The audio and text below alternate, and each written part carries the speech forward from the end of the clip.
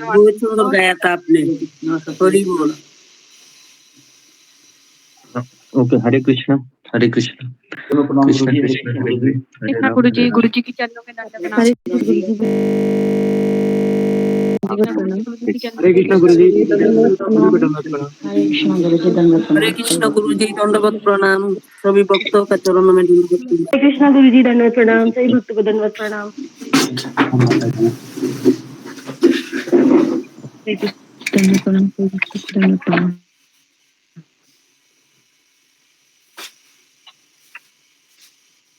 जी। एक भजन है, एक भजन गाएंगे। हरे कृष्णा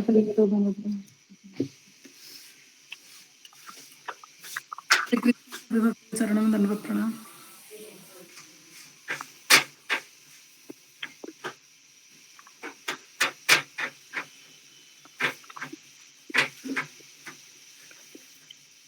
जी, तो जरा वैष्णव सॉन्ग हम गाते हैं।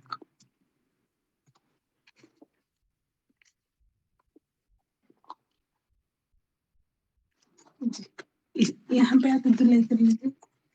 यहाँ पे हाथ इधर फोन में गिर बस थोड़ी देर लो।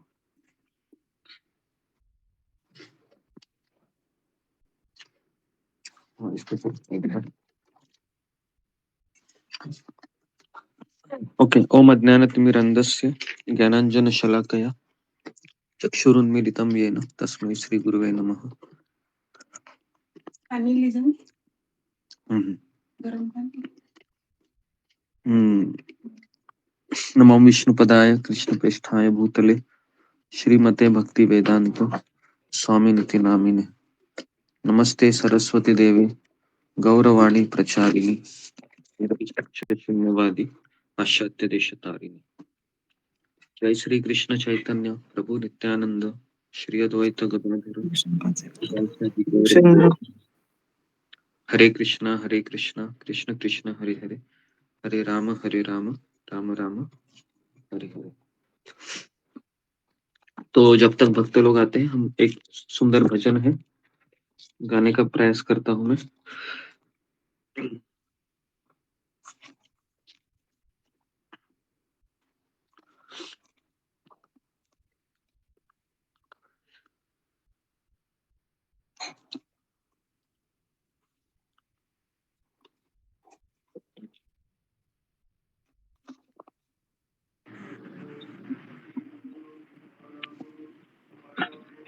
एक बार करो ना करो वैष्णव गोसाई, ये भजन हम गाते हैं। भजन मेरा सबसे सुंदर भजन है। तो हम हरे वैष्णव कृष्णा को दंडवत प्रणाम। सब भक्तों को दंडवत प्रणाम। हरे कृष्ण।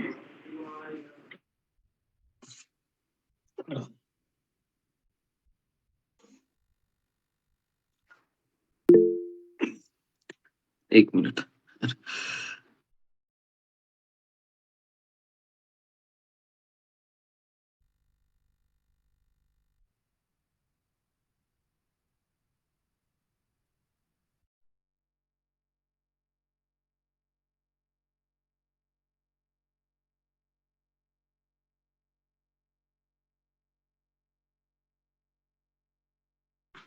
ए बार करुणा करो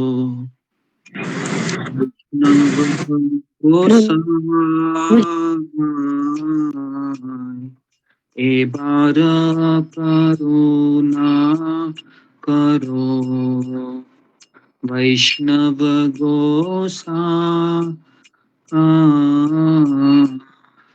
पतित पावन तोमा बिने के हना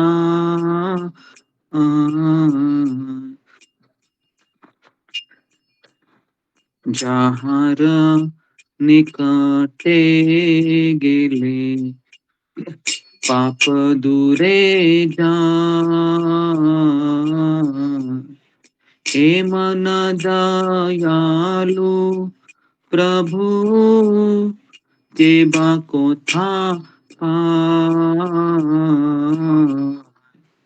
गंगार परश होइले पश्चाते पावना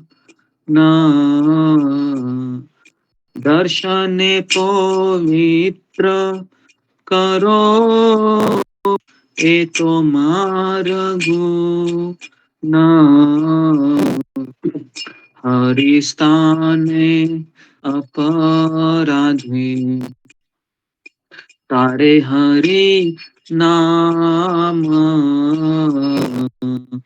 तोमास्ताने अपराधे नाही परित्राण तोमारा हृदय सदा गोविंद विश्राम गोविंद को है न मोर वैष्णव परायण प्रति जन्मे कोरी आशा चरणेर धूली प्रति जन्मे कोरी आशा चरणेर धूली नरोत्तम करो दया आपनार बोली एबार करुणा करो वैष्णव गोसाई हरे कृष्णा कृष्णा कृष्णा हरे हरे हरे राम राम राम हरे हरे हरे कृष्णा कृष्णा कृष्णा हरे हरे हरे राम राम राम हरे हरे हरे कृष्णा कृष्णा कृष्णा हरे हरे हरे राम राम राम हरे हरे हरे कृष्णा कृष्णा कृष्णा हरे हरे हरे राम राम राम हरे हरे हरे कृष्णा कृष्णा कृष्णा हरे हरे हरे राम राम राम हरे हरे हरे कृष्णा कृष्णा कृष्णा हरे हरे हरे राम राम राम हरे हरे हरे कृष्णा कृष्णा कृष्णा हरे हरे हरे राम राम राम हरे हरे हरे कृष्णा कृष्णा कृष्णा हरे हरे हरे राम राम हरे हरे हरे कृष्णा कृष्णा कृष्णा हरे हरे राम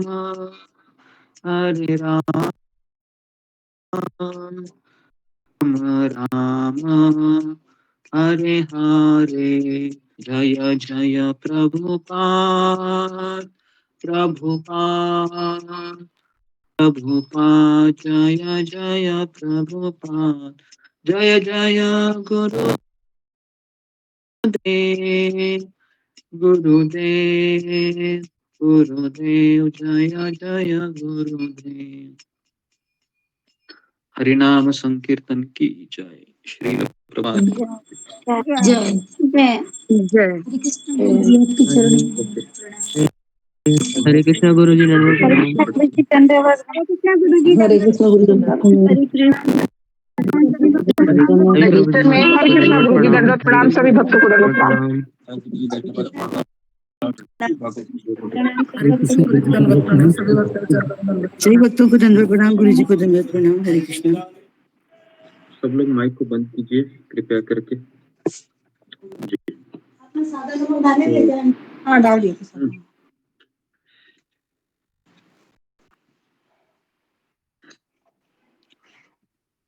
नारायणं नमस्कृत्यं नरं चैव नरोत्तमं देवीं सरस्वतीं ततो जयामुदीरये। नष्टप्रायेषु भयेषु नित्यं भागवत सेवया भगवतीरुत्तमलोके भक्तिर्भवति नैष्टिकी। कृष्णाय वासुदेवाय देवन्दनाय च नन्दगोपकुमाराय गोविन्द नमो नमः। मुखं करोति वाचालं पङ्गुं लङ्घयते गिरिं यत्कृपातमहं वन्दे श्रीगुरुदीनतां। हरे कृष्ण। तो जी, तो हमारे पास दो ऑप्शन है आज दिन। क्या हम पहले अध्याय का मैं आपको क्वेश्चन पूछता हूँ पूरे, आप मुझे आंसर देने का है आज। तो हमारा पहला अध्याय पूरा हो चुका है।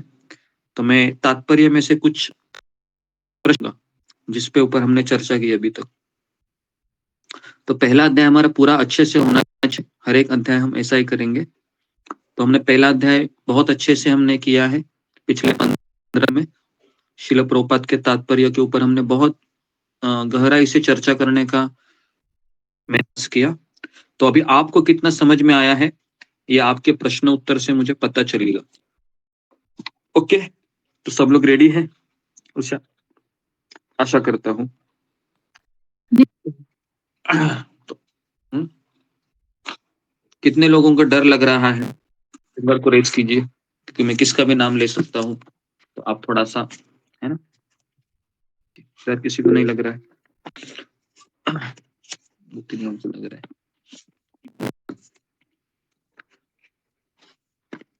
हरे कृष्ण तो दंडवत प्रणाम। तो ये मेरे कुछ श्लोक स्टार्टिंग हुए हैं। हाँ, तो रिकॉर्डिंग भी माता जी, है ना, आप रिकॉर्डिंग सुन सकते हैं, जो भी रिकॉर्डिंग अवेलेबल है।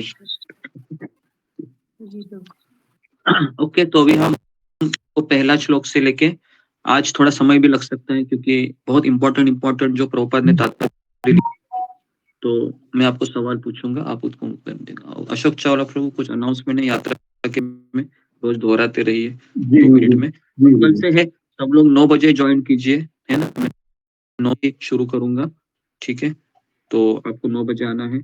और हम ऐसा भी सोच रहे हैं कि 9:20 9:25 तक हम लिंक बंद करेंगे, तो फिर अब कोई एंट्री नहीं कर पाएगा। क्योंकि ठीक नहीं है कि पूरे क्लास तक लोग आते रहेंगे। तो आप जल्दी आने का प्रयास कीजिए। कीजिए। जी गुरु जी, धन्यवाद प्रणाम गुरु जी। सभी भक्तों को चरण में धन्यवाद प्रणाम। जैसे आपको ऋषिकेश और हरिद्वार यात्रा 24 मई दिन शुक्रवार से 1 मई सोमवार तक आयोजित की गई है। बड़ी पुण्य यात्रा है। हरिद्वार शुरू से ही पुण्य क्षेत्र रहा है। हजारों सालों से पुण्य क्षेत्र है। जब से गंगा माई अपनी धरा पर आई तो हरिद्वार का निर्माण हुआ, जहाँ पे थी। इतना पुण्य क्षेत्र की यात्रा गुरु जी आयोजित कर रहे हैं हम भक्तों के लिए, तो कृपया इसमें ज्वाइन कीजिए। बार बार इसलिए कहना पड़ता है क्योंकि आजकल तो आपकी बुकिंग आराम से हो जाएगी, फिर गर्मियों की छुट्टियां आ जाएंगी, छुट्टियां होंगी और आपको सीट मिलने में, ट्रेन की सीट में दिक्कत आ सकती है, बुकिंग कंफर्म नहीं हो सकती, तो इसलिए अभी पूरा सफिशिएंट टाइम आप यात्रा से आए और अपनी बुकिंग करा लें। ये मिनिमम चार्ज है वहाँ के जो गुरुजी ने व्यवस्था की है, बड़ा अच्छा संस्थान है। रुपया पर हेड 2500 रुपया, जिसमें आपके रहने की व्यवस्था भी है और पूरा पानी, नाश्ते की और दोपहर के खाने की और रात के खाने की पूरी व्यवस्था है उसमें। तो इतने सस्ते में कहीं काम नहीं होता, कहीं यात्रा नहीं होती। के लिए यात्रा आयोजित की है, कृपया इसमें ज्वाइन करें और भागीदार बने। कुछ ही कोई जगह शेष रह गई है, बाकी सब बुक हो गई है। ओके, तरफ से ये प्रदान की जाएगी। और दूसरी बात गुरुजी, एक और वो है अनाउंसमेंट है गुरुजी। हमारे ग्रुप में नम्रता माता जी आती थी पहले, पिताजी आर राघनाथ प्रभु जी का कल दोपहर में वो अपनी संसार यात्रा आगे की यात्रा पे निकल गए हैं। हम उनकी लिए भगवान श्री कृष्ण पूज्य गुरुदेव और सभी भक्तों के चरणों में अनुरोध करते हैं कि भगवान श्री चरणों में उनके लिए प्रार्थना की जाए कि आगे वो जिस जन्म को जिस शरीर को धारण करें उसमें वो अपना परम पद प्राप्त करें और कृपा दृष्टि बनाए रखें। जी गुरु जी, हरे कृष्णा। जी, हरे कृष्ण महामंत्र बोलते हैं उनके पिताजी के अच्छे गति के लिए। हरे कृष्णा, हरे कृष्णा, हरे कृष्णा, कृष्णा कृष्णा हरे हरे, राम हरे हरे, कृष्णा हरे कृष्णा हरे हरे, राम राम हरे हरे, कृष्णा कृष्णा कृष्णा हरे हरे, हरे राम राम राम।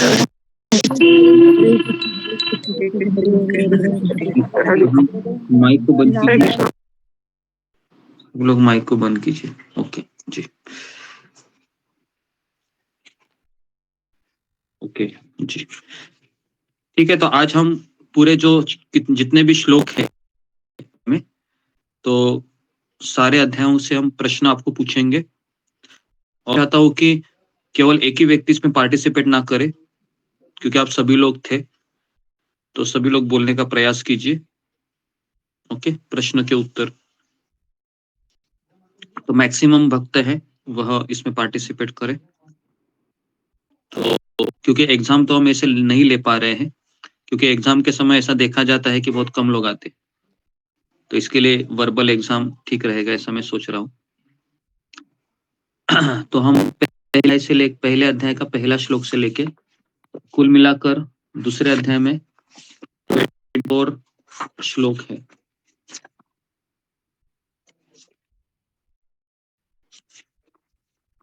नहीं सॉरी, 23 है।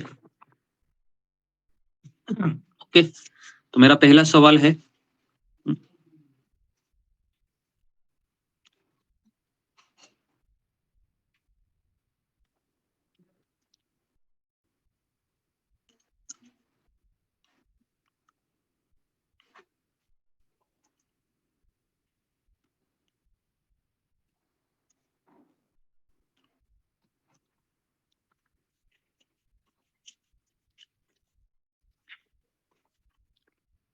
पहले अध्याय में श्रील प्रभुपाद ने कृष्ण ही भगवान है या श्री कृष्ण ही आदि भगवान है, इस विषय को समझाने के लिए कौन कौन से दृष्टांत दिए हैं। फिंगर को रेज कीजिए और आप देखकर भी बोल सकते हैं, जिनके पास किताब है एटलीस्ट उतना तो कीजिए जी। तो मेरा पहला सवाल है कि श्री कृष्ण ही आदि भगवान है, ये समझाने के लिए प्रभुपाद जी ने पहले श्लोक के भी कौन से दृष्टांत दिए। इसको हमने बहुत अंडरलाइन करके, अंजलि साहू बोलो।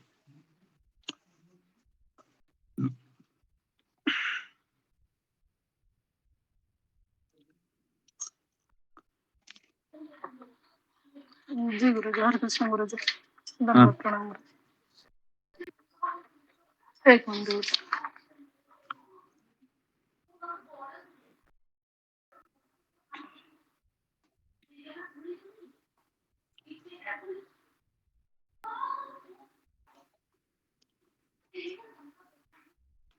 Okay, next.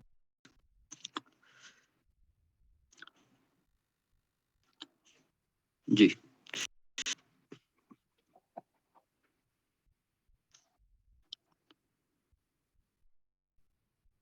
अंजलि सिंह।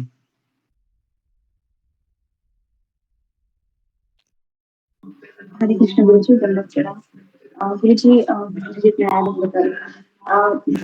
प्रश्न बताते हैं कि जैसे भगवान में वो 6 चीजें हैं, जैसे ज्ञान, सौंदर्य, वो नहीं है, शक्ति, नहीं, वैराग्य। ये नहीं है उसका उत्तर। ओके, ये इसका उत्तर नहीं है। पहले अध्याय के पहले श्लोक में ही है इसका। नेक्स्ट, अरुणा।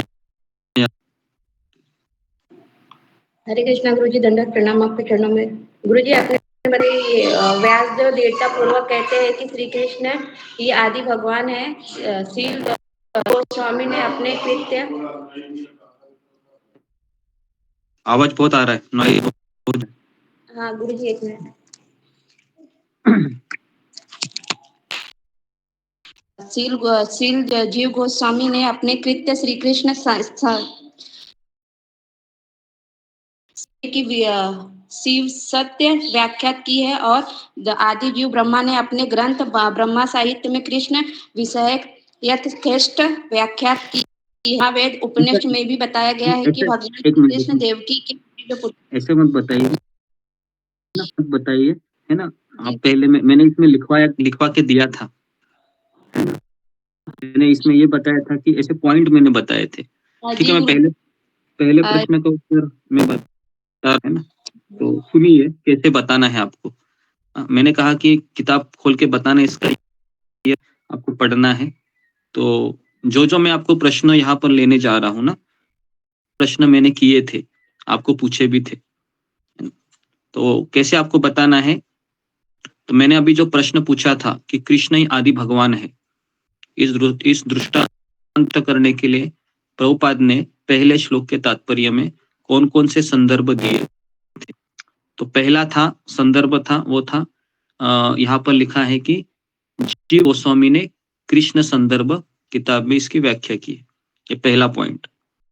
दूसरा पॉइंट आपको ये बताना था कि ब्रह्मा जी ने ब्रह्म संहिता में भी कृष्ण की व्याख्या की। तीसरा पॉइंट है, सामवेद उपनिषद में भी बताया गया है कि कृष्ण ही देवकी के पुत्र है। चौथा पॉइंट, भगवद गीता में स्वयं भगवान कृष्ण कई जगह कहते हैं कि मेरी। पांचवा पॉइंट, नारद मुनि, व्यासदेव, अर्जुन द्वारा आदि महामुनियों के द्वारा भी इसकी घोषणा की गई है। छठ, पद्म पुराण में भी कहा गया है कि कृष्ण नाम सर्वप्रमुख है। सातवां पॉइंट की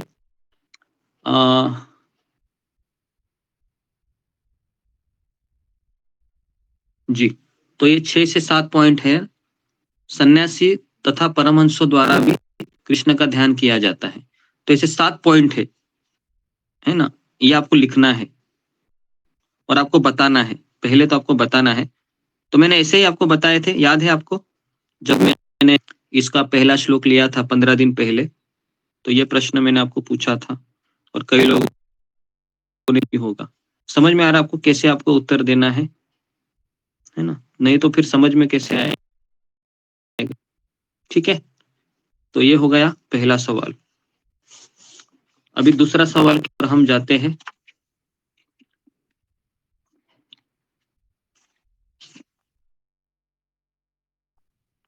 तो व्यासदेव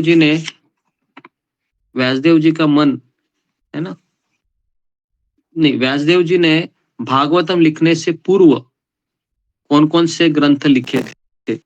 फिंगर को रेज कीजिए। व्यासदेव जी ने भागवतम लिखने से पहले, इसका उत्तर भी दूसरे पैराग्राफ में है, इसी पहले श्लोक के। जी, तो सब लोग भाग लीजिए, क्योंकि इतना भी नहीं आएगा, आप किताब खोलकर भी नहीं बोल सकते, तो पता नहीं कैसे फिर भगवान की लीलाओं में प्रवेश कर सकेंगे। जी ओके, अनिल शर्मा प्रभु। हरे कृष्णा प्रभु जी, दंडोत प्रणाम। इससे पहले वेदांत सूत्र या ब्रह्म सूत्र, पुराण, महाभारत लिखे थे। ओके तो इसको अंडरलाइन कीजिए, दूसरे ही हरे कृष्णा। दूसरे ही पैराग्राफ में है ना, सबको मिला वो लाइन? तो सबको मिला होगा, मैं आशा करता हूं। ओके जी, तो ये क्वेश्चन आंसर करने से क्या होगा ना कि आपको भी पता चलेगा कि मुझे कितना आता है, मैंने कौन कौन सी चीजें मिस की थी। ठीक है ना, तो इस तरीके से हम शिला प्रभुपाद के ग्रंथों का अध्ययन करेंगे। पहले हम सारी चीजें और फिर मैं आपको सवाल पूछूंगा, आप उसका उत्तर देना। उत्तर नहीं आ रहा है तो एटलीस्ट कृपा करके कीजिए कि पेन पेपर लेके लिख लीजिए, है ना। उतना भी नहीं करेंगे तो फिर मुझे पता नहीं कि होगा, है ना। सुनना भी है लेकिन सुनने के साथ कुछ हाथ पैर भी हिलाने हैं हमें, है ना। ओके, तीसरा प्रश्न है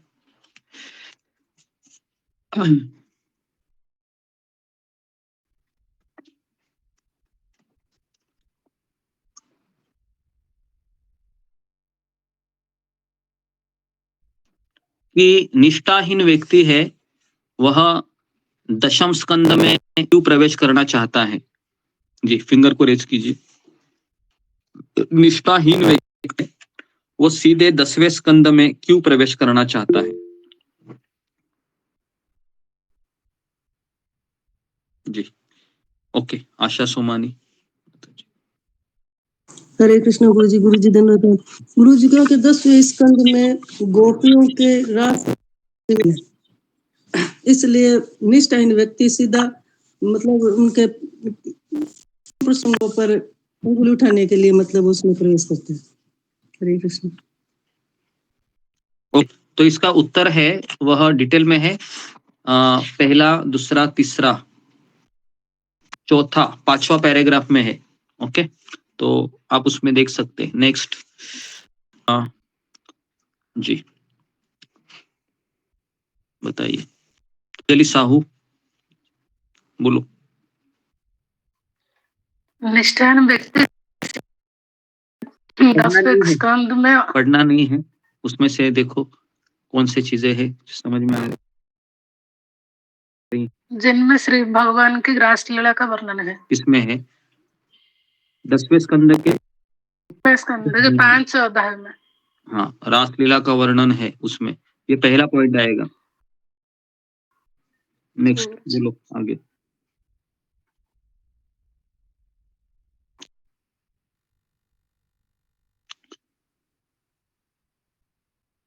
चलो 5 लाइन पढ़ो पहले। श्रीमद् भागवतम का यह अंश इस का गृहतम अंश है। जब तक व्यक्ति को श्री भगवान का दिव्य ज्ञान गहरे समझ में आ जाए तब तक वो श्री भगवान की पूजनीय दिव्य लीलाओं का नृत्य कहा जाता है तथा गोपियों के साथ उनके प्रेम व्यवहार का निश्चित अर्थ ही निकलेगा। ओके ठीक है ठीक है, करो अंजलि साहू। कि जो मैंने अभी बताया, दूसरा है कि वहां पर जाते हैं क्योंकि वहां पर गोपियों के साथ भगवान का प्रेम पूर्ण व्यवहार है और वह उसका अनुचित अर्थ निकालते हैं। ये दूसरा पॉइंट है। तो प्रभुपाद जी कहते हैं कि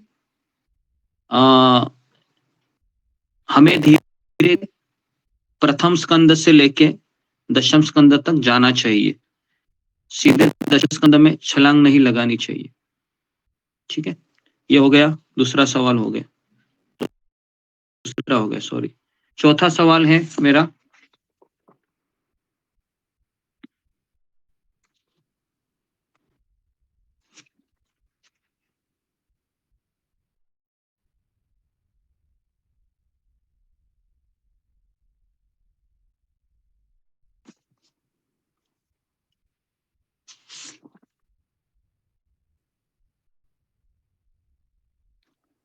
प्रभुपाद का एक यहाँ पर एक प्रश्न है कि मनुष्य मोहग्रस्त क्यों होता है और मुक्त से निकालने के लिए उसको क्या करना चाहिए।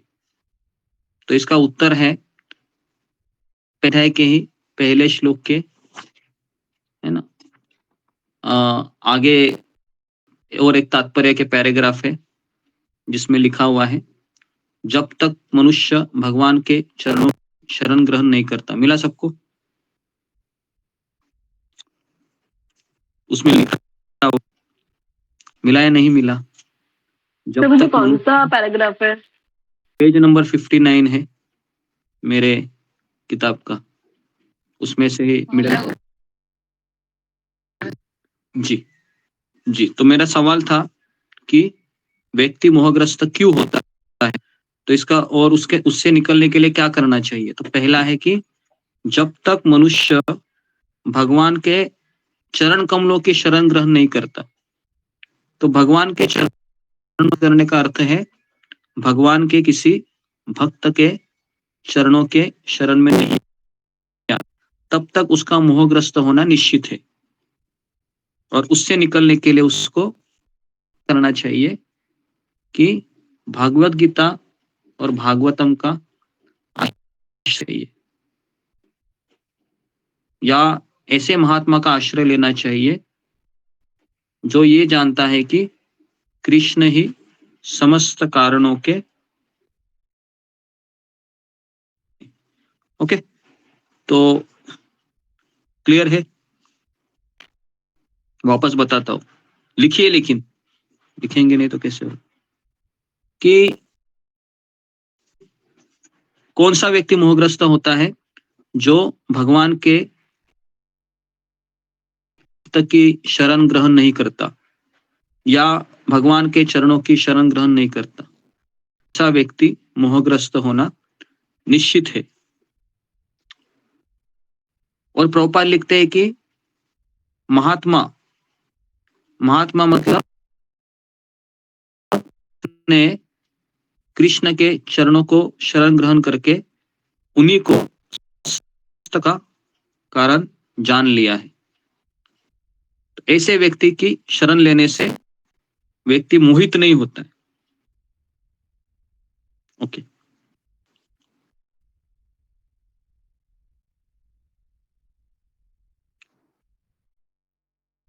जी, कितने सवाल हुए? मैंने 4 सवाल हो गए अभी तक, पहले ही हमारा श्लोक चल रहा है। ओके जी,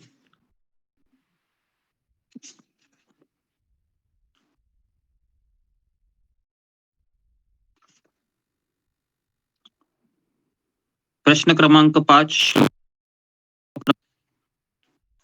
बताइए, धर्म के 4 मूल विषय बताइए और वह किस हमारे जीवन में कार्य करते हैं। बताइए, धर्म के 4। इसके ऊपर भी हमने काफी चर्चा की थी।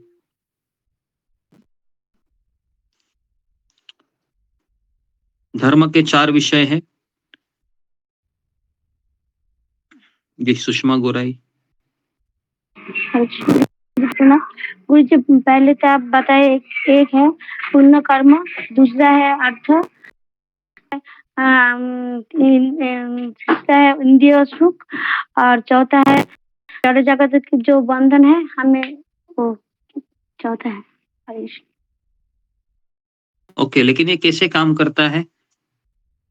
ये किसी के जीवन में धर्म के 4 सिद्धांत कैसे काम करते हैं? जी, तो बताइए, शिनू मिश्रा। हरे कृष्ण प्रभु जी, प्रणाम। आपने बताया था कि जब व्यक्ति करता है तो धर्म का मतलब हो गया यहाँ पर पुण्य कर्म करना। जब वह पुण्य कर्म करता है तब उसके पास आर्थिक, जैसे कि उसके पास धन आ जाता है। धन आ जाता है तो व्यक्ति इंद्रिय तृप्ति करता है। जब वह इंद्रिय तृप्ति करने के बाद संतुष्ट नहीं होता है तब वह मोक्ष की ओर बढ़ता है। जी, वेरी गुड। मोक्ष की ओर बढ़ने के बाद वो प्रभुपाद लिखते हैं कि भगवान बनने का प्रयास, ये भी लिखना है।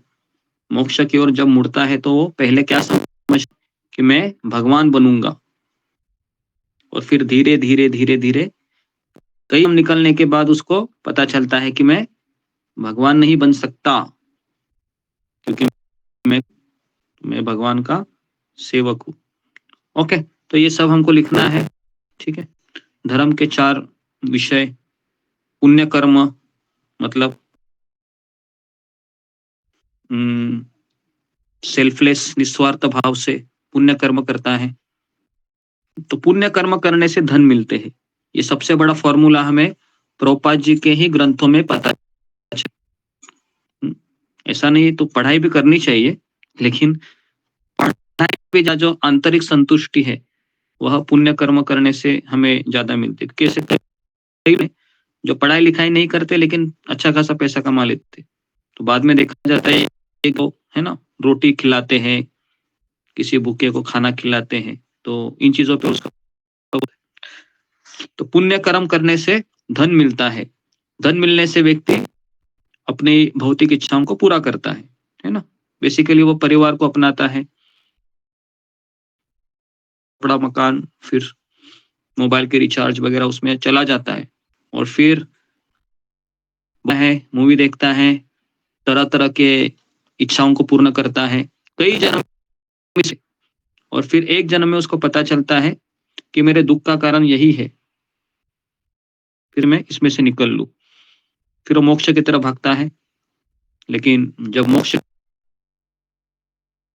तो भगवान बनने का विचार करता है। तो ये सब आपको लिखना है, ठीक है। ओके, लिख रहे हैं तो मैं आपको 1 मिनट दे देता हूँ। चलो 1 मिनट देता हूँ मैं, आप लिख लीजिए ये जो मैंने अभी आपको ये सवाल पूछा, धर्म के 4 विषय कौन से हैं, है ना।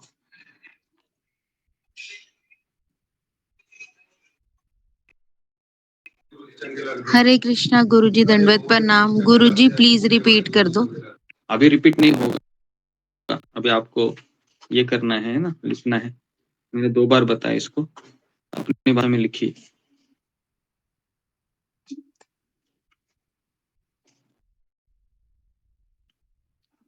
ओके जी,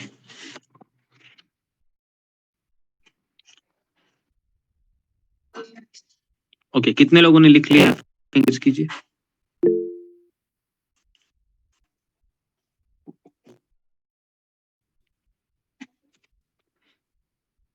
ओके, ठीक है, वेरी गुड। एटलीस्ट जो लोग लिख, मैं सोचूंगा कि बहुत बड़ा है ना मेरे ऊपर जो समय है, शक्ति है, मैं आपको दे रहा हूं, तो उसका यथा योग्य आप सम्मान दे रहे हैं। आगे बढ़ते हैं अभी।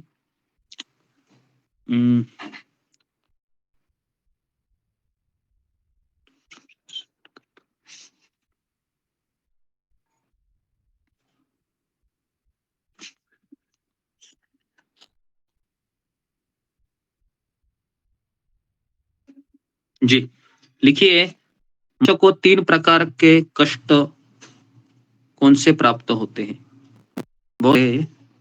जी, लिखिए, मनुष्य को 3 प्रकार के कष्ट कौन से प्राप्त होते हैं? जी, इसका उत्तर बताइए, फिंगर को रेट कीजिए। इसका उत्तर भी इसी दूसरे श्लोक के ही नंबर 64 में, 3 प्रकार के कष्ट मनुष्य को कौन से प्राप्त होते हैं? जी, सात्विक वर्मा। हरे कृष्ण प्रणाम। 3 प्रकार के कष्ट होते हैं, आदि दैविक, आदि भौतिक, और एक तीसरा याद नहीं आ रहा। ऐसा लिखोगे, तीसरा याद नहीं आ रहा है, या पता था ओके। जी, मंजू सिंह बताइए। हरे कृष्णा गुरुजी, दंडवत प्रणाम। गुरुजी, आदि दैविक, आदि भौतिक और आध्यात्मिक। आदि दैविक में आगे तो अर्थ में बाढ़ आती है, ये आते हैं। प्रभुपाद जी ने जैसा लिखा है ना, वही मुझे शब्द देखो, पेज नंबर 64 नहीं गुरुजी, मैंने देख लिया, पर मुझे लगा कि आपको शायद ठीक ना लगे। तथा शरीर से उत्पन्न दुख, दूसरा है अन्य जीवों द्वारा पहुंचा दुख, तथा तीसरा है प्राकृतिक विपदाओं से उत्पन्न दुख जिन पर किसी का बचा। हरे कृष्णा गुरुजी, दंडवत प्रणाम। हाँ, लेकिन इसमें से ऐसे बताना चाहिए, पहला है आदि आध्यात्मिक दुख जो मन तथा शरीर से उत्पन्न होते हैं। दूसरा है आदि दुख जो अन्य जीवों के द्वारा पहुंचाए जाते हैं। और तीसरा है आदिविक दुख जो प्राकृतिक विपदाओं से उत्पन्न होते हैं, जिसका किसी का वश नहीं होता। ठीक है, तो ये जीवात्मा को कष्ट दिए जाते हैं। ओके, सब लोग लिख लीजिए, मैं आपको देता हूं 40 सेकंड 50 सेकंड। तो 3 प्रकार के कष्ट। पहला आधि आध्यात्मिक, हमारा मन शरीर से उत्पन्न दुख, कलयुग दुख ही प्रोमिनेंट है, मन ही परेशान ज्यादा है ना। अन्य जीव तो दुख देते ही, लेकिन उससे ज्यादा दुख हमें हमारा मन देता है। दूसरा है आदि भौतिक दुख जो अन्य जीवों के द्वारा हमें प्राप्त होता है। अन्य जीव में हुआ, मच्छर हुआ, या कोई परिवार का व्यक्ति हुआ, या फिर पड़ोसी हुआ, या फिर कंपनी का बॉस हुआ, कई लोग हो सकते हैं इसमें, कई जीवात्माएं हो सकती है। और तीसरा है प्राकृतिक विपदाओं से उत्पन्न, हमारा वश नहीं होता, कभी भी आ सकता है ना। अभी हम भागवत सुन रहे हैं, अभी भी आ सकता है, कि कोई गति नहीं। ओके, लिख लिया सबने? कितने लोगों ने लिख लिया? फिंगर को रेज कीजिए। ओके, धन्यवाद। अभी मैं एक आउट ऑफ सिलेबस क्वेश्चन पूछ रहा हूं, तो उसको देखते हैं कि किस तरह से आप उत्तर दे सकते हैं। क्योंकि आज मैंने राधानाथ महाराज का ही सुना, तो उसमें उन्होंने एक बहुत अच्छा पॉइंट, तो उन्होंने कहा कि माया हमारी मित्र है, ऐसा उन्होंने कहा। उसमें भगवान की जो माया है वो हमें मित्र की तरह हमारा संबंध बनाती है, या मित्र का रोल निभाती है। कैसे कैसे आप इसका उत्तर देना चाहेंगे? फिंगर को रेज कीजिए। जी, पूजा टीम। हरे कृष्णा गुरुजी, दंडवत प्रणाम, सभी भक्तों का दंडवत प्रणाम। ऐसा लगता है कि अगर हम पढ़ते ही चले जाएंगे और कोई हमारे सामने कोई गुरु हमारी परीक्षा, हमें नहीं पता चलेगा कि हम कितनी प्रगति कर रहे हैं या कितना सीख रहे हैं। तो इसी तरीके से अगर हम भक्ति में आगे और माया अगर हमारी परीक्षा नहीं लेती है, तो हमें नहीं पता चलेगा कि हम सच में हम ऑथेंटिक हैं कि नहीं है अपनी भक्ति में। तो वहां पर हमारा जब टेस्ट होता है माया के थ्रू, कि हमें अभी कितनी प्रगति और करनी है और हमारी कहाँ पर त्रुटियां हैं। तो इस तरीके से गुरु होता है, वैसे ही इस तरह से हम देख सकते हैं। मुझे यही समझ में आता है। ओके जी, धन्यवाद। तो मैं इस प्रश्न को थोड़ा अलग तरीके से आपके सामने रखता हूं कि एक भक्त के लिए माया है वो मित्र के रूप में कार्य कैसे। हाँ, तो अभी आप मुझे बताइए कि किस तरह से माया हमारे जीवन भगवान से नजदीक ले जाने का भी कार्य करती है। जी, ओके, सुजाता माता जी। हरे कृष्ण गुरुजी, दंडवत प्रणाम। हमें ये डर है कि हम यदि माया में से पड़ जाएंगे तो हम भक्ति से दूर हो जाएंगे, इसलिए हमें रहता है। तो माया, हम भगवान को की भक्ति को छोड़ना नहीं चाहते हैं माया के डर से। हाँ जी, ये इसका सही उत्तर है। हम जब माया से डरते हैं ना, तो फिर हम आश्रय खोजते हैं कि कहीं मैं कृष्ण को छोड़ ना पाए मैं, या फिर मैं दूर चला जाऊं। तो एक तरीके से माया हमें सतर्क करती है कि तुम कृष्ण आश्रय में चले जाओ, या तुम कृष्ण का आश्रय ले लो। तो इस तरीके से भक्त के जीवन में माया मित्र रहती है। ओके, तो सबको क्लियर है ये आंसर? क्योंकि हम कई बार यही सुनते हैं कि माया हमें दूर ले जाती है, लेकिन एक भक्त के लिए माया उसको कृष्ण के नजदीक ले जाने बहुत बड़ा कार्य करती है। ओके, तो ये एक मुझे अभी मुझे उत्तर मदननाथ महाराज के प्रवचन में जो मैंने आपको बताया, ठीक है। गुरुजी, मैं यहाँ पे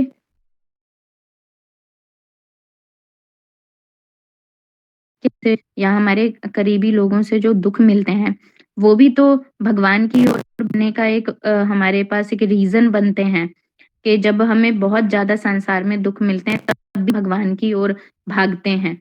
तो ये भी तो एक रीजन हो सकता है कि माया ने दुख दिया इसीलिए हम भगवान की ओर आगे बढ़े। हाँ, नहीं, यही हो सकता है, नहीं है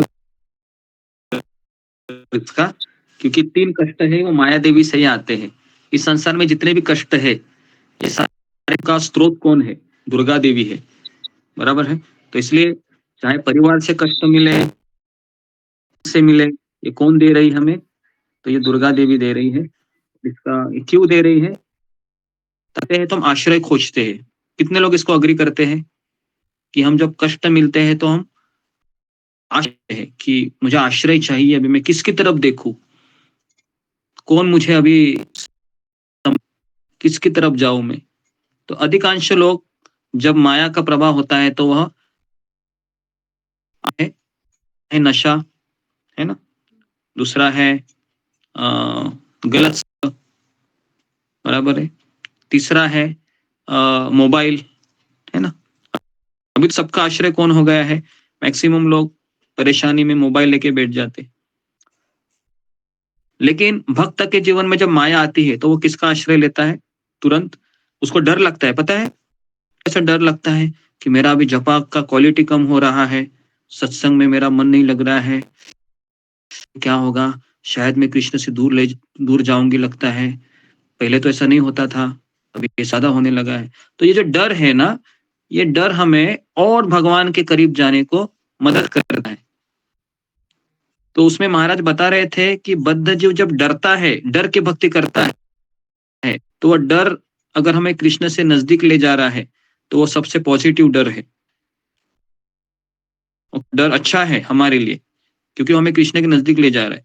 हाँ, ओके, तो आप लिखिए जरा, ठीक है। मैं आपको 1 मिनट दे रहा हूँ, 50 सेकंड दे रहा हूँ, तो कि शुद्ध भक्त के जीवन में माया किस तरह से मित्र का कार्य करे।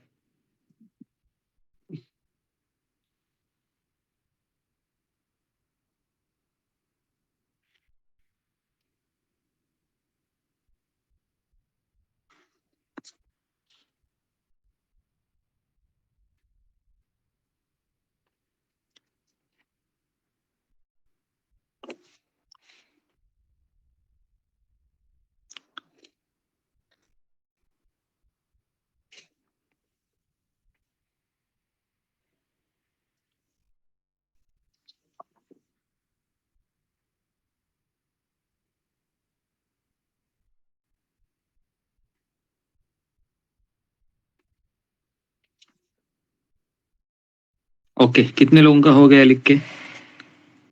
फिंगर को रेज कीजिए।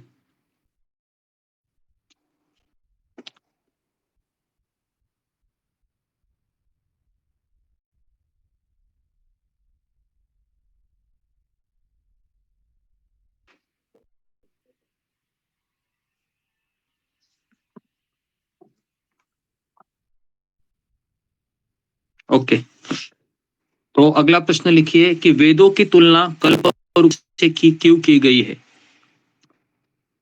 वेदों की तुलना कल्पवृक्ष से क्यों की गई है?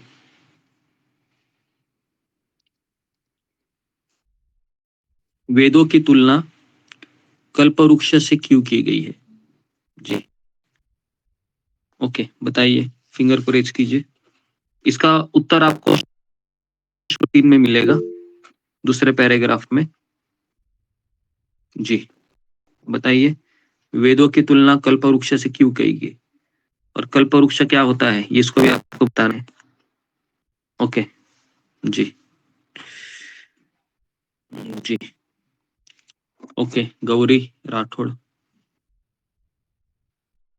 दंडवत प्रणाम से गुरुजी, वेदों में कल्प वृक्ष का मतलब है जो सारी इच्छाएं हैं, और वेदों की तुलना इसलिए की गई क्योंकि वेदों में एक मनुष्य को जानने की बातें हैं, जैसे कि राजनीतिक है, सामाजिक है, धार्मिक, आर्थिक, सैन्य, चिकित्सक, रासायनिक, ये सारी बातें उसमें कल वेदों में बताई गई हैं।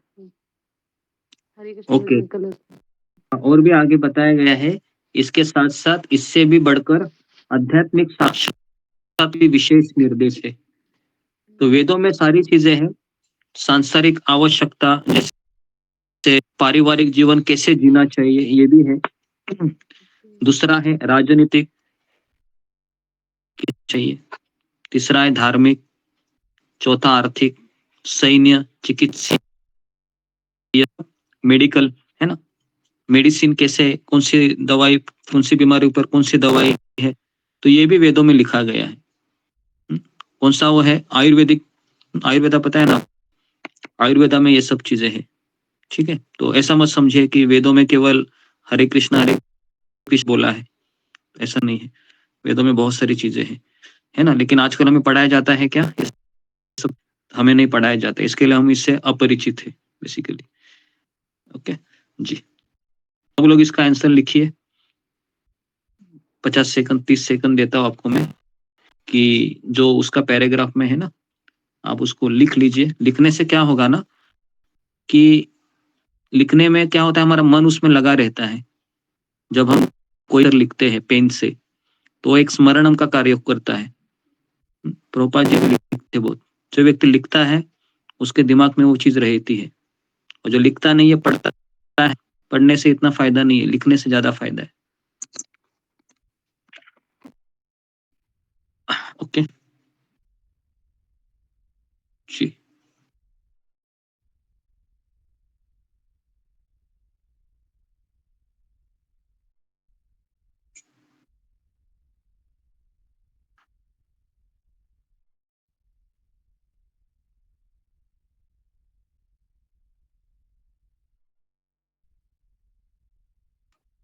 ओके, कितने लोगों का हुआ, फिंगर को रेज कीजिए।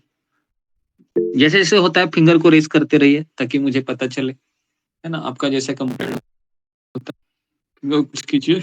और सब लोग लिखने का प्रयास कीजिए कृपया करके, क्योंकि इन्हें हम एनर्जी दे रहे हैं, समय दे रहे हैं, कुछ तो पता तो होना चाहिए एटलीस्ट। लिख भी नहीं सकते तो क्या कर, मिनिमम उतना तो लिखिए। ओके जी, ओके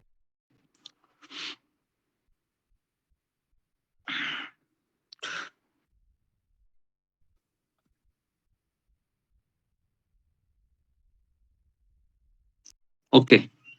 तो अगला प्रश्न पे चलते हैं कि शास्त्रों में 12 रसों के नाम दिए गए हैं, इन 12 रसों के नाम लिखिए।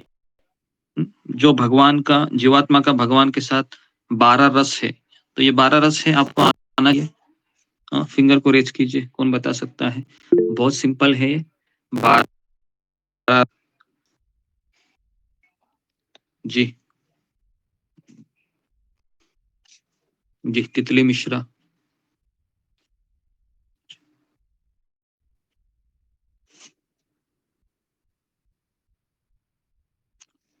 आवाज है।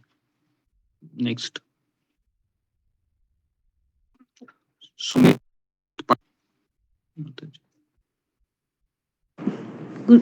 हरे कृष्णा गुरु जी, आपके प्रणाम। वो 12 रस है। पहला है रौद्र जो क्रोध करा है, दूसरा है अद्भुत जिसे आश्चर्य कहते हैं, तीसरा श्रृंगार, दान, प्रेम, हास्य, प्रहसन, पांचवा है वीर जो शौर्य का प्रतीक है, जो करुणा का प्रतीक है, दास्य या जो दासता दिखाता है, सख्य, आठवां है मैत्री भाव, और नौवां है भयानक जो भय उत्पन्न करता है, 10वां भी बीभ आघात, और 11वां है शांत उदासीनता तथा वात्सल्य जो माता पिता का स्नेह उत्पन्न करता है। ओके, तो इसमें से 5 कौन से हैं, और प्राइमरी कौन से हैं, सेकेंडरी कौन से, ऐसे 2 कैटेगरी है इसमें। जी बताइए, सबसे पहला प्रभु इसमें से बताइए, और बाकी के सेकेंडरी है 7। जी जी गुरुजी। हाँ बताइए। प्राइमरी है, साख्य भाव है, शांत भाव, वात्सल्य भाव, भाव और दया।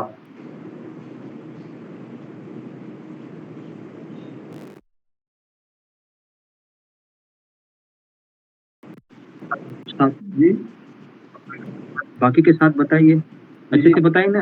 आपके रौद्र है जी, जो क्रोध करता है। 7वां अद्भुत, आश्चर्यजनक, श्रृंगार रस है, ये भी प्राइमरी में आता है जी। हास्य रस है। प्राइमरी हास्य रस में नहीं आता है, ठीक से देखिए। ठीक है, श्रृंगार मैं रस ठीक आता से है ना, श्रृंगार रस प्राइमरी में आता है। नहीं जी देखिए, पहला है शांत रस, लिखिए इसको, शांत रस, दास्य, शांत रस, दास्य रस, साख्य रस, तीसरा, चौथा है वात्सल्य रस, है माधुर्य रस। ये 5 प्राइमरी है जिसके अभी तक हम चर्चा कर रहे हैं। हम हमेशा इन्हीं 5 रसों की तो चर्चा करते हैं। तो ये आपको ना क्या बोल सकते हैं, रात को 1 बजे भी कहे तो आपको आना चाहिए कि भगवान से क्या हमारा संबंध है। शांत रस, शांत रस मतलब शांत, भगवान का कोई बर्तन जी हाँ, चामर है भगवान का, जो भी है, जूते हैं भगवान के जी। तो ये सब किस में आते हैं? शांत रस में आते हैं।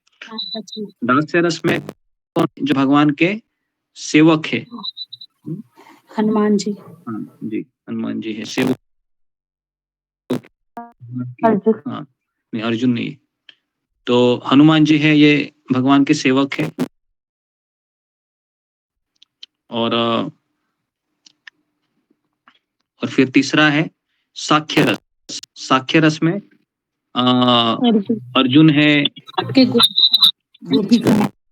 सुग्रीव है, सुदामा जी। जी कई सारे भक्त आते हैं।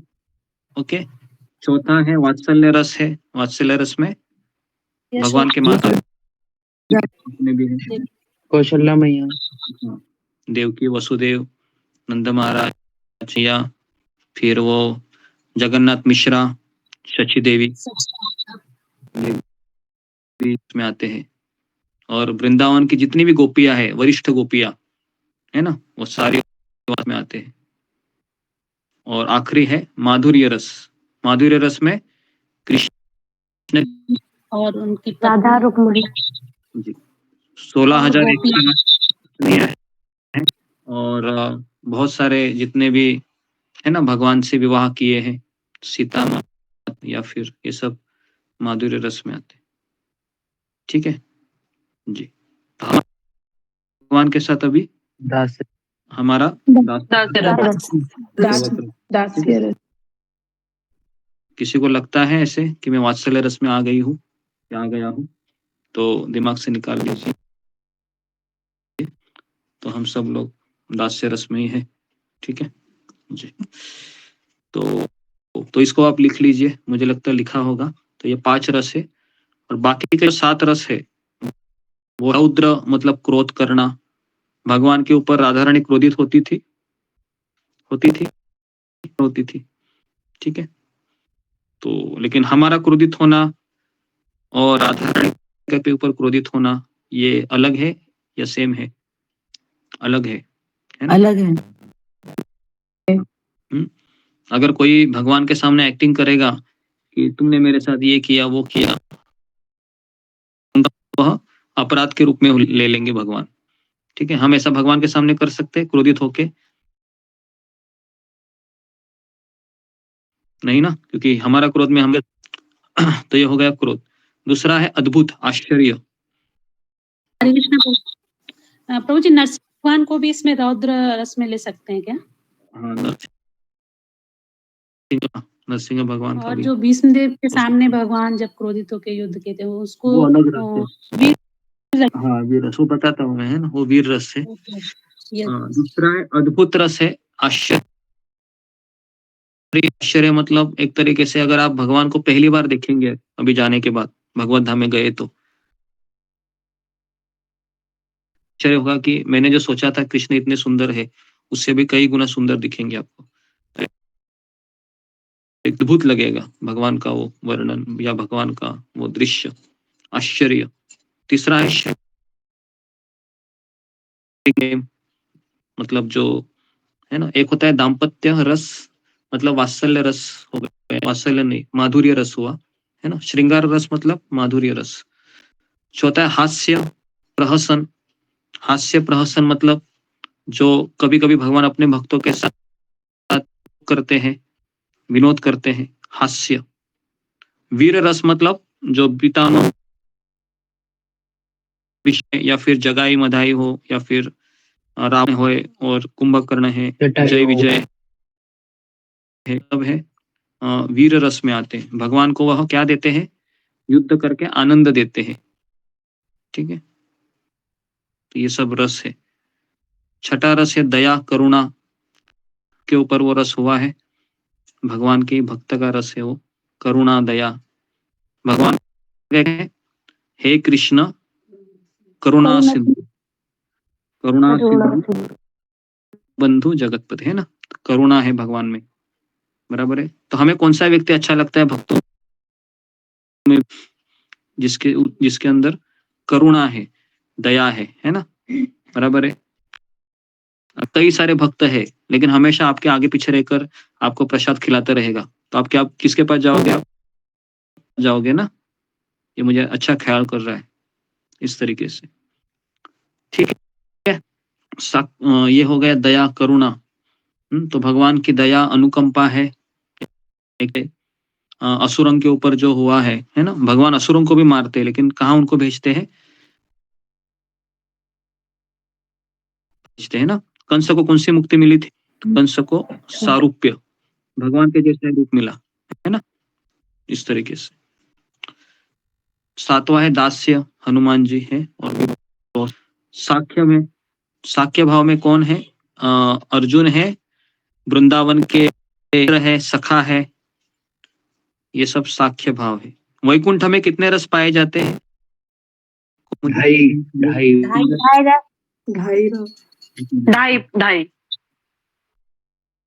कीजिए, है ना, कोई भी सवाल, है ना, ऐसे मत बोलिए। और उस 2.5 रस जी, ओके। ऋतु जटवानी।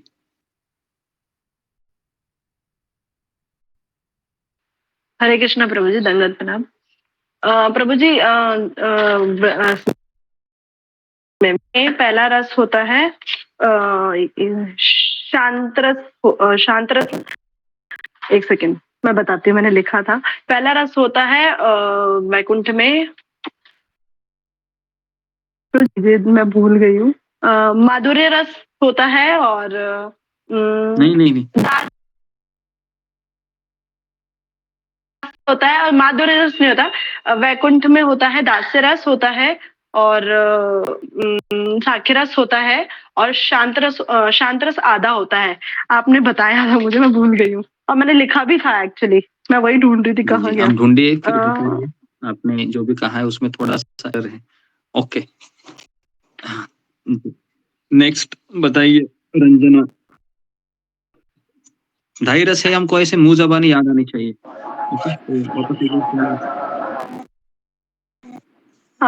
प्रभु जी बताऊं क्या? अभी आप सुनिए ना, है ना, बात में। प्रभु जी सात रस होता है और ये दास्य रस होता है, और आधा ये होता है इसका रस होता है जी। तो शांत रस पूरा होता है 100%, दास्य रस होता है 100%, और आधा साख्य। आधा साख्य मतलब, साख्य में आधा मतलब इसको कैसे मैं आपको डिफाइन करूं, साख्य रस में ना दास्य मिश्रित होता है।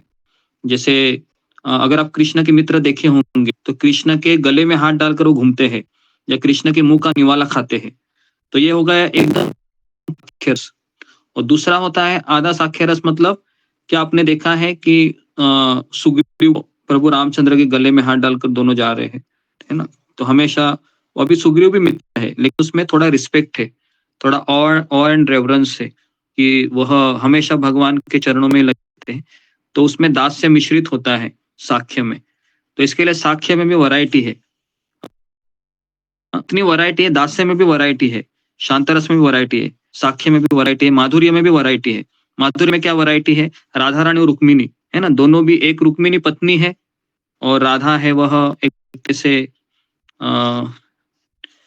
क्या है ना, तो प्रेमिका।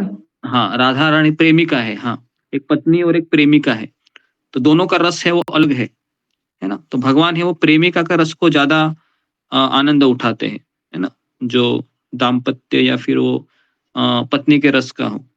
तो रसों में अगर आपको अच्छे से स्टडी करना है तो भक्ति रसामृत सिंधु में इसका डिटेल वर्णन है कि कौन कौन से रस को, कौन कौन से एग्जाम्पल है, सारा चीजें है ना। अगर आपको पढ़ना है तो हम कभी पढ़ेंगे उसको रस से, लेकिन मेरा ऐसा हमेशा होता है कि इतने डिटेल में जाने से अच्छा है कि पहले सुबह 4 बजे तो उठो, है ना, क्योंकि नहीं तो फायदा क्या है ये रसों को जानकर, बस थियोरेटिकली अंडरस्टैंडिंग होगा।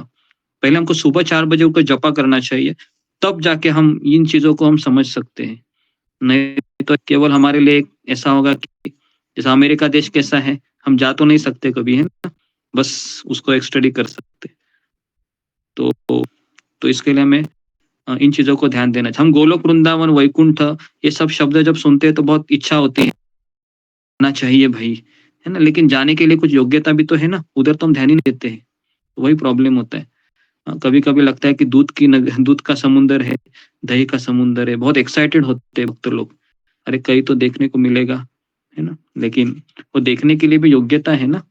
प्रेमान छुरित भक्ति विलोचन संत, है ना, ब्रह्मगीता में भगवान ब्रह्मा जी कहते हैं कि जब तक हमारे आंखों में प्रेम का अंजन नहीं है वो नहीं होगा। तो प्रेम का अंजन कैसे विकसित करें, कौन बताएगा? कैसे विकसित करें हम प्रेम का अंजन? फिंगर को रेज कीजिए, आंखों में पता है आपको, प्रेम का अंजन डालेंगे तो पूरी दुनिया एकदम ऐसा लगेगा कि प्रेम से भरी हुई है। अगर मेरे आंखों में मैं ईर्ष्या का ये डालू, है ना, अंजन, तो सारी दुनिया कैसी दिखेगी? ईर्ष्या से भरी हुई दिखाएगी। कैसे डालेंगे हम प्रेम का अंजन? जी, ओके, रेखा बंडाले। हरे कृष्ण गुरु जी, धन्यवाद प्रणाम। गुरु जी, अपने आध्यात्मिक गुरु के आदेश का पालन करके हम प्रेम विकसित कर सकते हैं, मतलब प्रयास कर सकते हैं। ये एक उत्तर हो सकता है। दूसरा उत्तर मेरा मन में है कि प्रेम के साथ आप रहेंगे, है ना, जो बहुत प्रेम करते हैं, तो ऐसे भक्तों के साथ रहकर भी हमारे आंखों में अंजन, अंजन मतलब क्या बोलते हो? अंजन को काजल बोलते हैं ना, काजल बोलते हैं ना। खास करके माँ देखा है अपने बच्चों को इतनी काजल लगाती हो बचपन में, है ना, क्यों लगाती है? नजर ना लग जाए। दूसरा होता है कि मेरा बेटा खूबसूरत दिखे, लेकिन शास्त्र हमें बताते हैं कि हमें अंजन डालना चाहिए प्रेम रूपी, जिससे हमारी पूरी दुनिया का एक स्रोत दिखाई दे। अभी ऐसा होता है क्या? इन आंखों से दिखता है क्या हर कोई प्रेमी भक्त? नहीं दिखता है। क्यों नहीं दिख रहा है? आंखों का अंजन थोड़ा अलग है, तो चेंज करना चाहिए। ओके, तो इस आप लिखिए, जो जो मैंने अभी तक कहा है लिखने का प्रयास कीजिए। 1 मिनट देता हूं मैं आपको, है ना। ढाई रस का भी उत्तर लिखिए और उसका एक्सप्लेनेशन लिखिए अपने शब्दों में, और फिर को ये कहा कि प्रेम कैसे विकसित करना चाहिए, है ना, तो उसको आप अपने शब्दों में कीजिए। ठीक है, मैं आपको 1 मिनट देता हूँ।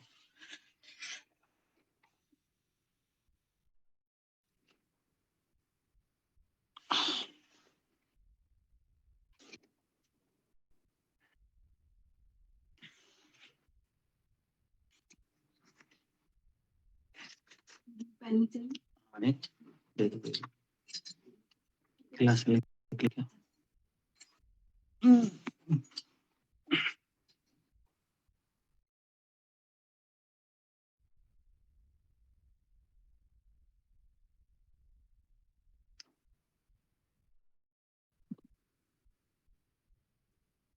ओके, कितने लोगों का हुआ है लिखे? फिंगर को रेज कीजिए। जी, कितने लोगों का लिख के हुआ है? दो प्रश्न हमने बताए थे। जैसे आपको लिखता है फिंगर को रेज करते रहिए, बस।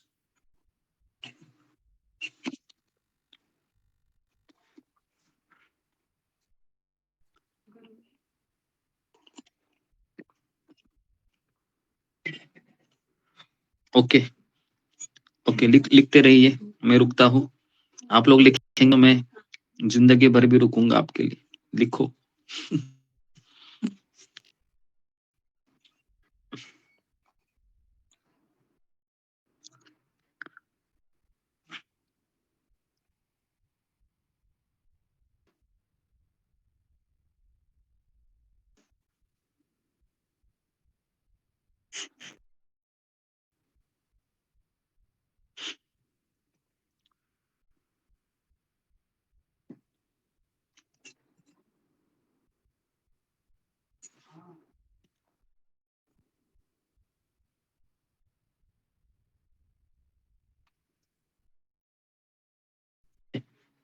ओके, आश्चर्य है, अभी तक हमारा तीसरा ही श्लोक चल रहा है। मैंने जो हम पूरे 20 का रिवीजन करेंगे, लेकिन हो नहीं पाया। कोई बात नहीं, हम और प्रयास करेंगे अगले क्लास में भी, क्योंकि हम चाहते हैं कि आप सभी लोगों का स्कंद बहुत अच्छे से हो। एटलीस्ट हम भागवतम का पहला स्कंद भी अच्छे से करेंगे ना, तो हमें कई चीजें क्लियर होंगी। ओके, तो जी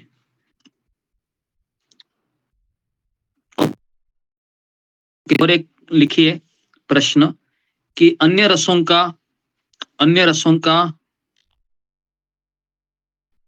प्रभुपाद जी कौन सा उदाहरण देते हैं? अन्य रसों का स्पष्टीकरण के लिए अन्य रसों ब्रैकेट में लिखिए, अन्य रसों का स्पष्टीकरण के लिए प्रभुपाद जी कौन सा उदाहरण देते हैं? तो इसका उत्तर पेज नंबर 67 में ही है, अगले पैराग्राफ में। ओके जी, कौन मुझे पढ़कर बताएगा? तो ओके, अशोक और पढ़िए वो पूरा पैराग्राफ। जी गुरु, इन सभी रसों का समग्र सार स्नेह या प्रेम है।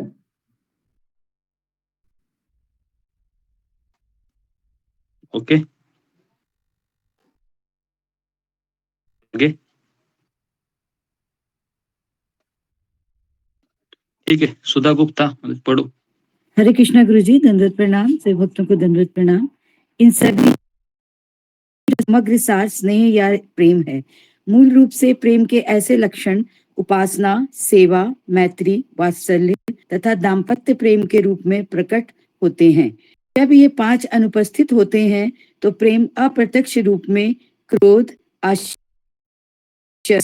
वीरता, भय, विभत्सता आदि में प्रकट होता है। उदाहरण के लिए, पुरुष किसी स्त्री से प्रेम करता है तो यह श्रृंगार रस हुआ, किंतु यदि ऐसे प्रेम में बाधा है तो आश्चर्य, क्रोध, आघात या भय तक उत्पन्न हो सकता है। कभी कभी 2 व्यक्तियों के प्रेम संबंधों का अंत नृशंस हत्या में भी होता है। ऐसा प्रदर्शन मनुष्य तथा मनुष्य के बीच। तो बेसिकली ये 4 है लाइन, सब लोग लिखिए इसको, है ना, कि ये किस तरह से 7 रस हम इस भौतिक जगत में पाते हैं, है ना। तो ये जो एग्जाम्पल दिया है, खास करके स्त्री और पुरुष का, है ना, ये एकदम सटीक एग्जाम्पल है, जिससे हमें ये 7 रस समझ में आएंगे। 7 रस होते हैं, लेकिन आध्यात्मिक जगत में 7 रस ही शुद्ध स्वरूप में होते हैं, यहाँ पर अशुद्ध स्वरूप में, इतना ही फर्क है। ओके जी, लिख लीजिए कि किस तरह से 7 रस होते हैं। जैसे प्रभुपाद ने लिखा है वैसे ही लिख सकते हैं। यदि कोई पुरुष किसी स्त्री से प्रेम करता है और फिर उसके नतीजे किस तरह निकलते हैं, है ना, एकदम प्रैक्टिकल एग्जाम्पल है, बहुत अच्छा उदाहरण प्रभुपाद जी देते। हम सब लोग दुनिया में देखिए, है ना, शुरुआत में श्रृंगार रस होता है, फिर बाधा क्यों पहुंचती है प्रेम में? क्योंकि इसलिए पहुंचती है क्योंकि केंद्र क्या होता है? कृष्ण होता है, केंद्र नहीं होता है, इसलिए ये सब चीजें आती है। कृष्ण केंद्र है तो ये सब चीजें नहीं होगी। ओके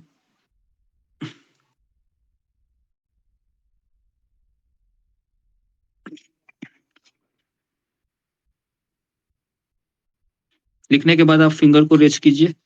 ओके, कृपया रहिए। एटलीस्ट कल परसों भी हम 20 है वो पूरा हम कवर करेंगे, 23 श्लोक हम, और फिर हम दूसरे अध्याय में जिनका जिनका होता है वो फिंगर को रेस कीजिए। कम से कम 20 तो होने चाहिए। फिर 20 लोग तो कम से कम लिखिए 70 में से। सब लोग लिखेंगे तो उसमें आपका ही फायदा है। जो लोग घर में रहते हैं, जिन्होंने 10वीं तक पढ़ाई की है ना, तो कृपया करके लिखिए, है ना, पेन पेपर लिखिए है ना। बोलोगे कि इतनी पढ़ाई तो हमने स्कूल में भी नहीं की होगी, कॉलेज में भी नहीं की होगी, कोई बात नहीं, लेकिन अभी कीजिए। ये सबसे ज्यादा जरूरी है प्रभु, हम्म। पढ़ाई करना। ओके, होने के बाद आप फिंगर को रेस कीजिए, है ना। क्षमा करें गुरुजी, आपने पढ़ने को कहा था, वो चार्जिंग खत्म हो गई थी।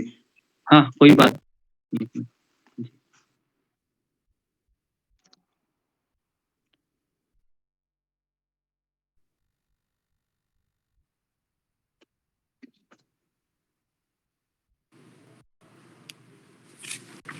हरे कृष्णा गुरुजी।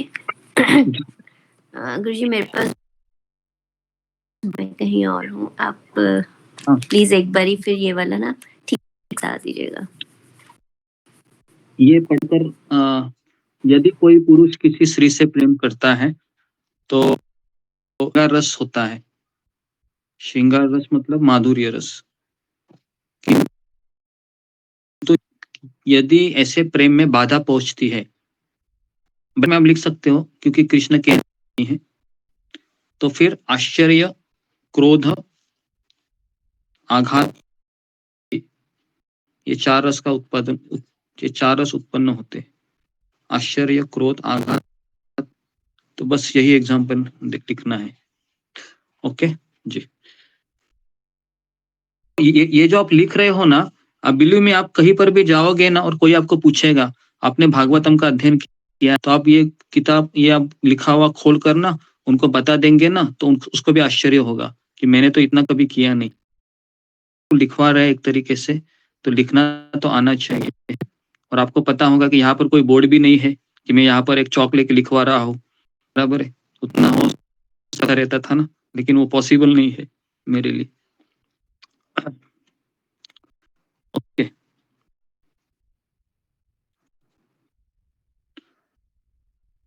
ठीक है, तो आगे बढ़ते हैं।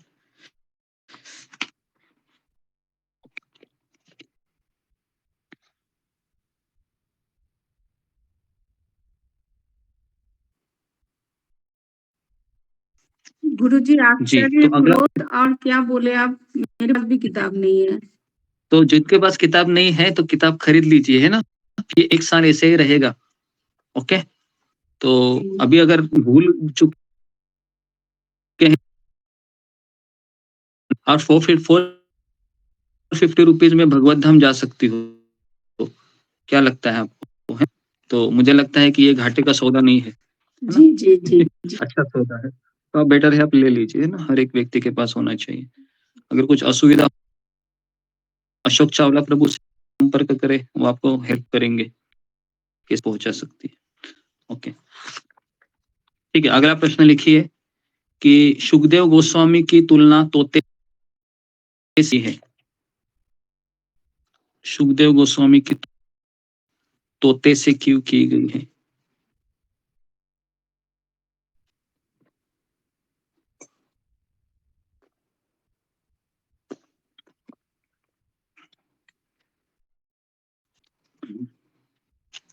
सुखदेव गोस्वामी की तुलना से क्यों की गई है?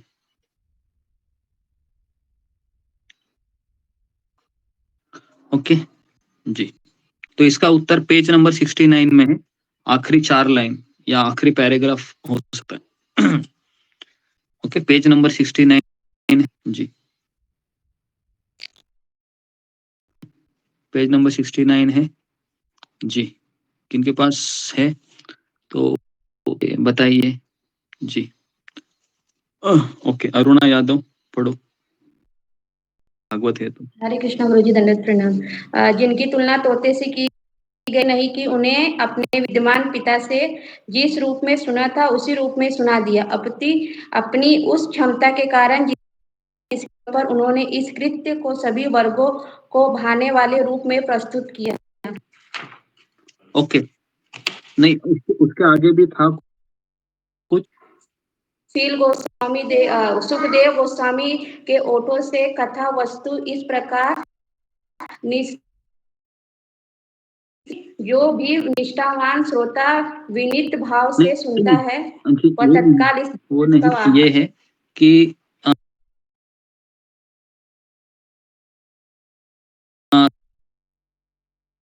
पंख पक्षियों की लाल चोट से चखा जाता है तो उसकी मिठास बढ़ जाती है। ये पहला सेंटेंस